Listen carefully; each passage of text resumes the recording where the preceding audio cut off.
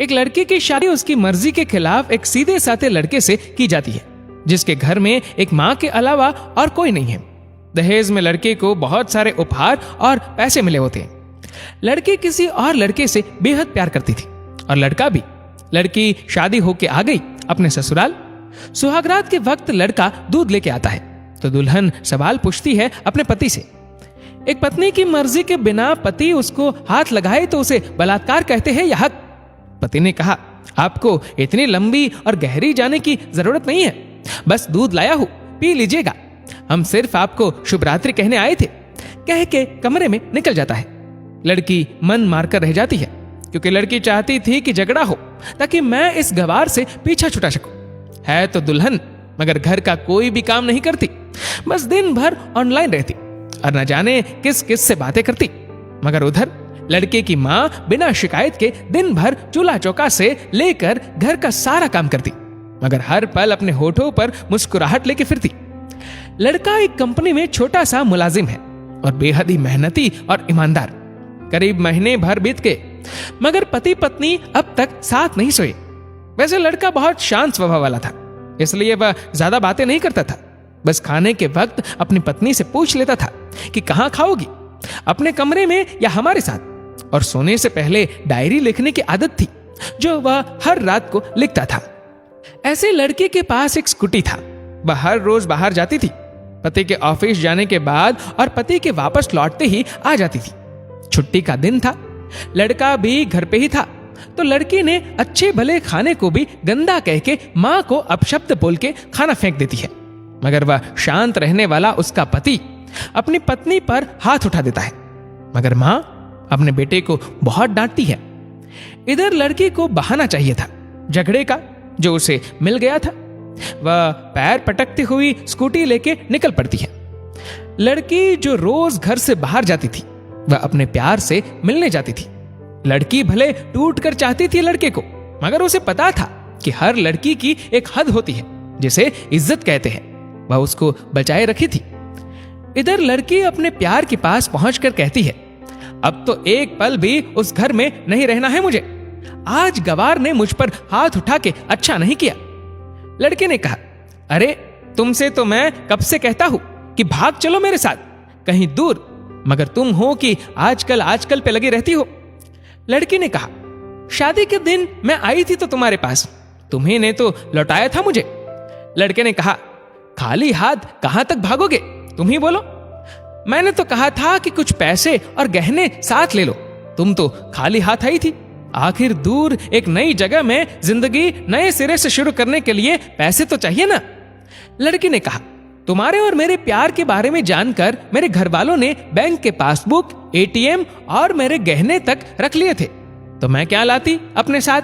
हम दोनों मेहनत करके कमा भी तो सकते थे। लड़के ने कहा, चलाकर इंसान पहले सोचता है और फिर काम करता है। खाली हाथ भागते तो ये इश्क का भूत 2 दिन में उतर जाता, समझी। और जब भी तुम्हें छूना चाहता हूं, बहुत नखरे हैं तुम्हारे, बस कहती हो शादी के बाद। लड़की ने कहा, हाँ शादी के बाद ही अच्छा होता है ये सब, और सब तुम्हारा तो है। मैं आज भी एक कुंवारी लड़की हूं, शादी करके भी आज तक उस गवार के साथ सो न सकी क्योंकि तुम्हें ही अपना पति मान चुकी हूं। बस तुम्हारे नाम की सिंदूर लगानी बाकी है, बस वह लगा दो, सब कुछ तुम अपनी मर्जी से करना। लड़के ने कहा, ठीक है मैं तैयार हूं, मगर इस बार कुछ पैसे जरूर साथ लेके आना। मत सोचना कि हम दौलत से प्यार करते हैं, हम सिर्फ तुमसे प्यार करते हैं, बस कुछ छोटी मोटी बिजनेस के लिए पैसे चाहिए। लड़की ने कहा, उस गवार के पास कहां होगा पैसा, मेरे बाप से 3 लाख रुपया ऊपर से मारुति कार ली है, बस कुछ गहने हैं वह लेके आओगे आज। लड़का लड़की को होटल का पता देकर चला जाता है। लड़की घर आके फिर से लड़ाई करती है, मगर अफसोस वह अकेली चिल्लाती रहती है, उससे लड़ने वाला कोई नहीं था।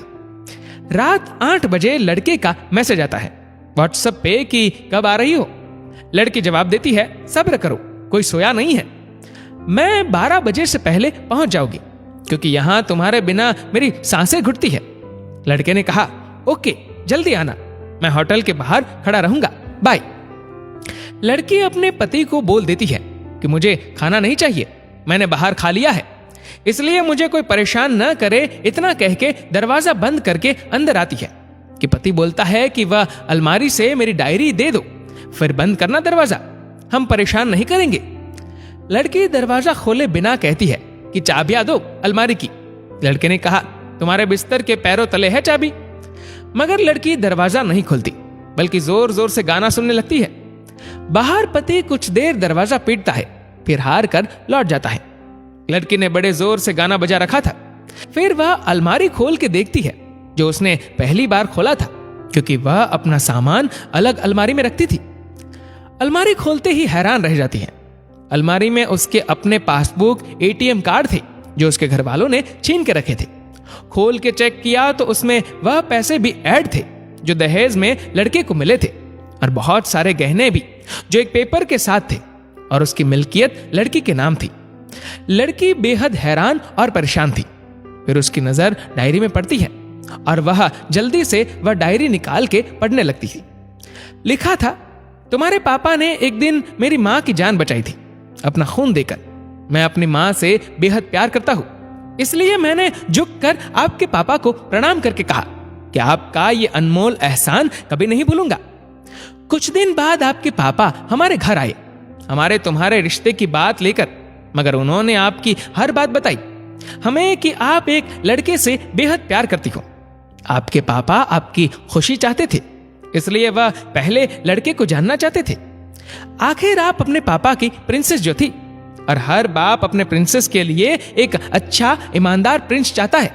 आपके पापा ने खोज करके पता लगाया कि वह लड़का बहुत सी लड़की को धोखा दे चुका है, और पहली शादी भी हो चुकी है, पर आपको बता ना सके क्योंकि उन्हें पता था कि ये जो इश्क का नशा है वह हमेशा अपनों को गैर और गैर को अपना समझता है।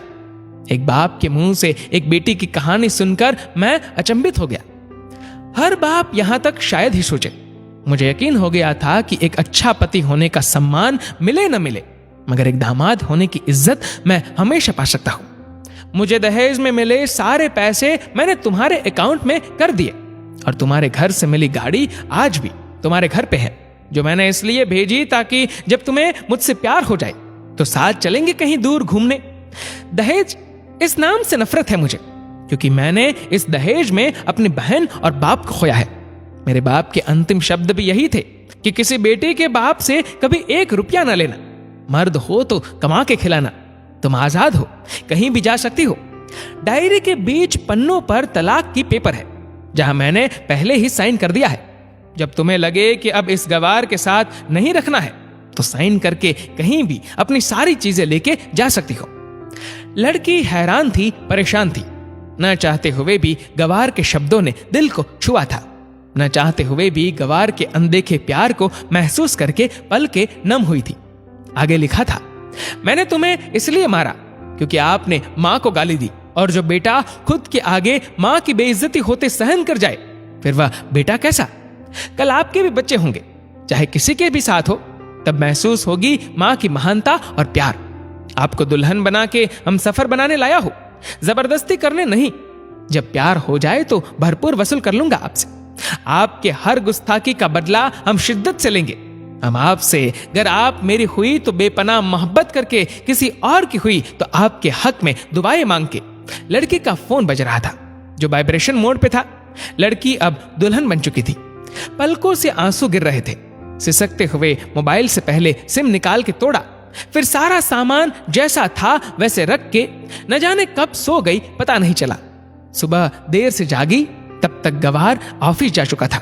पहले नहा धोकर साड़ी पहनी, लंबी सी सिंदूर डाली अपनी मांग में, फिर मंगलसूत्र, जबकि पहले एक टिक्की जैसी साइड पे सिंदूर लगाती थी ताकि कोई लड़का ध्यान न दे।